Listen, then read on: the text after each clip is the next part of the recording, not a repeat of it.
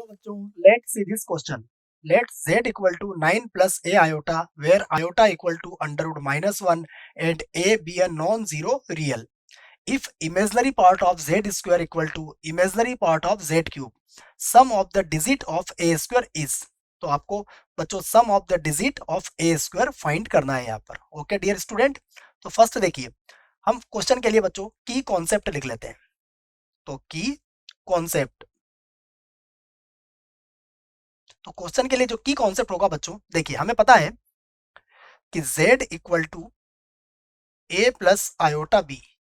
अगर हमारे पास कोई कॉम्प्लेक्स नंबर है तो इसका जो रियल पार्ट होता है बच्चों, real part of z equal to क्या होता है a, and imaginary part of z equal to होता है b. ओके, तो ये आपको की कॉन्सेप्ट में याद रखना है. ओके, अब यहां से देखिए आप जो हमें गिवन है उसे हम लिख लेते हैं. तो इफ इमेजिनरी पार्ट ऑफ, ठीक है, तो गिवन देखिए हमारे पास है imaginary part of z square equal to है imaginary part of z cube. ये हमारे पास इक्वल है, इसको हम इक्वेशन 1 से डिनोट कर देते हैं. ठीक है, एंड z इक्वल टू कितना है हमारे पास, देखो z इक्वल टू है हमारे पास 9 प्लस ए आयोटा. इसका बोथ साइड स्क्वायर कर देते हैं हम. Then z square equal to हो जाएगा 9 प्लस ए और इसका होल स्क्वायर. तो then z square equal to, यहां से देखिए ये होगा 9 स्क्वायर, तो ये आपका 81 हो जाएगा, प्लस ये 2ab, तो ये हो जाएगा 18 ए एंड आयोटा, और प्लस ये होगा हमारे पास a square and iota square. Okay, तो देखिए जेड स्क्वायर इक्वल टू होगा हमारे पास 81 प्लस 18 ए आयोटा, और आयोटा स्क्वायर हमारे पास -1 होता है, तो ये हो जाएगा माइनस ए स्क्वायर.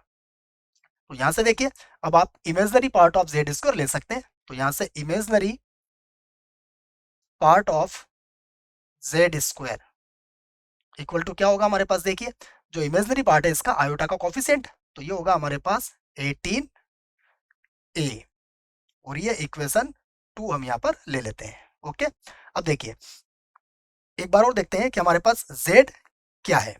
यहां से देखिए आप, नाउ z इक्वल टू हमारे पास है 9 प्लस ए आयोटा.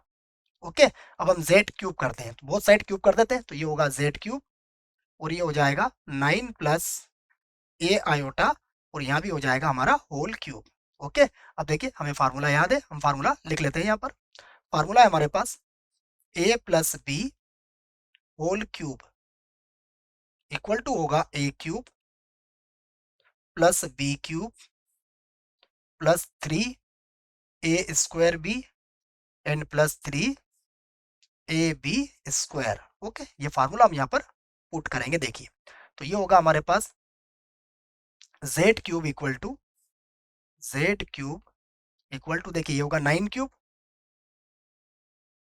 उसके बाद होगा ए आयोटा क्यूब, उसके बाद होगा 3 9 स्क्वायर, और बी की वैल्यू होगी हमारे पास ए आयोटा प्लस 3 ए हमारे पास होगा 9, और बी स्क्वायर मीन्स हो जाएगा ए आयोटा होल स्क्वायर. तो यहां से देखिए जेड क्यूब इक्वल टू होगा, देखिए 9 को आप 3 टाइम मल्टीप्लाई कीजिए, तो ये होगा 7 2 9. ओके, देखिए 81 को आप 9 से कीजिए, तो ये 7 to 9 हो जाएगा, प्लस देखिए आयोटा क्यूब होता है माइनस आयोटा, तो ये होगा माइनस का ए क्यूब एंड आयोटा. यहाँ देखिए आप ये हो जाएगा 81 को आप 3 से मल्टीप्लाई करेंगे, तो ये हो जाएगा 3, और 3 एड जा हो जाएगा 24 a iota. Okay dear student, plus ये हो जाएगा 27, और देखिए आयोटा स्क्वायर क्या होगा हमारा माइनस, तो ये हो जाएगा माइनस का 27 ए. ठीक है, अब देखिए यहां से हम क्या करेंगे, हम लिख सकते हैं इमेजिनरी पार्ट ऑफ, तो imaginary part of z cube equal to क्या होगा हमारे पास, इक्वल टू होगा minus a cube plus 243 a. Okay, ये हमारे पास हो गई इक्वेशन 3। अब देखिए इक्वेशन 2, इक्वेशन 1 एंड इक्वेशन 3, तो इक्वेशन 1 में हम इन दोनों को इक्वल कर देते हैं। तो इक्वेशन 1, तो फ्रॉम इक्वेशन 1, ओके, तो देखिए इक्वेशन 1 से जब हम इसको इक्वल करेंगे तो हमें क्या मिलेगा। हम सबसे पहले इक्वेशन 2 में देखते हैं। इक्वेशन 2 में हमारे पास वैल्यू क्या आई थी, इक्वेशन 2 में था हमारे पास 18a। ओके, तो यहाँ लिखा हमने 18a इक्वल टू हो गया हमारे पास माइनस का ए क्यूब और प्लस का 243 ए। ओके, देखिए ए क्यूब को तो आप इधर ले जाइए, तो ये होगा हमारे पास ए क्यूब।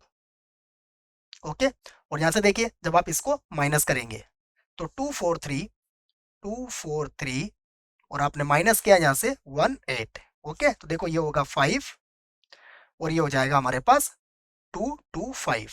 ओके, तो ये हमने इसको माइनस कर दिया है यहाँ, तो ये होगा माइनस का 225 ए इक्वल टू होगा 0। यहाँ से देखिए आप ए कॉमन ले लीजिए, तो ए कॉमन लेंगे तो ये होगा हमारे पास a square minus 225 equal to 0। तो यहाँ से देखिए ए इज नॉट इक्वल टू 0, ये गिवन है, तो यहाँ से हमारे पास ए स्क्वायर की वैल्यू कितनी होगी, ये होगी 225। ओके, अब देखिए क्वेश्चन में क्या कहा गया हमसे, वो देख लेते हैं हम। तो क्वेश्चन में हमसे कहा गया है, तो देखिए यहाँ से हो जाएगा हमारे पास sum of digits a square equal to, देखिए ए स्क्वायर में डिजिट क्या हमारे पास 2, 2 एंड 5, तो ये होगा 2 प्लस 2 एंड प्लस 5, तो इक्वल टू क्या होगा हमारे पास, ये हो जाएगा 9। तो ये हमारे लिए आंसर होगा। I hope you will understood it well. Best of luck.